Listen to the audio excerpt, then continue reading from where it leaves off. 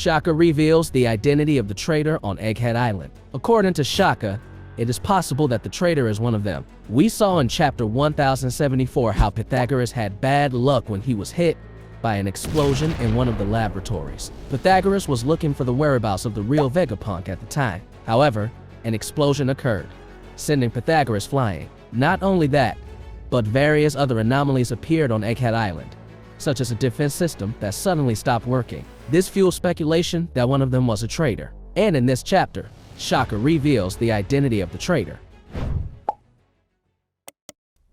What's interesting is that Shaka revealed that Vegapunk could be the traitor. The chaos on Egghead Island is depicted in chapter 1075, with the Seraphim attacking them out of control. What's interesting is that all communication systems were cut off after the explosion where Pythagoras was. The surveillance camera images began to fade out one by one, prompting Shaka to declare that there is an unknown person in the lab. When Shaka was unable to order 𝐋𝐢𝐜𝐞 to stop attacking them, he came to one conclusion. According to him, the party that later gave the order for the Seraphim to attack them all was most likely Vegapunk as well. What exactly does Shaka mean? Is this an indication that Vegapunk has betrayed Luffy and the others? Is it possible that one of Vegapunk's satellites is a traitor? For the time being, there is little information and supporting evidence about who the traitor is. However, one of Vegapunk's satellites is suspected of being a traitor. She is Atlas. Here are some hints as to why Atlas was the traitor. When CP0 arrived on Egghead Island,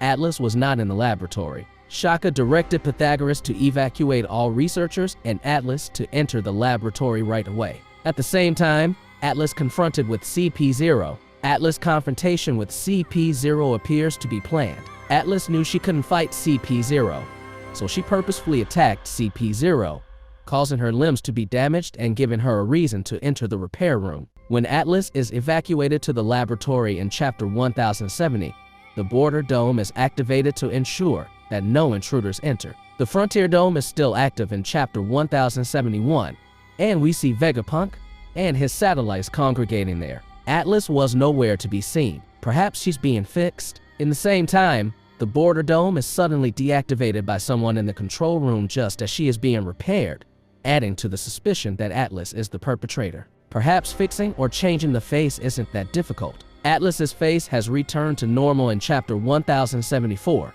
It is revealed in chapter 1075 that Atlas's face was not repaired but replaced, and according to her words, she can change her face whenever she pleases. Previously, there was a shadow similar to 𝐋𝐢𝐜𝐽 in chapter 1075.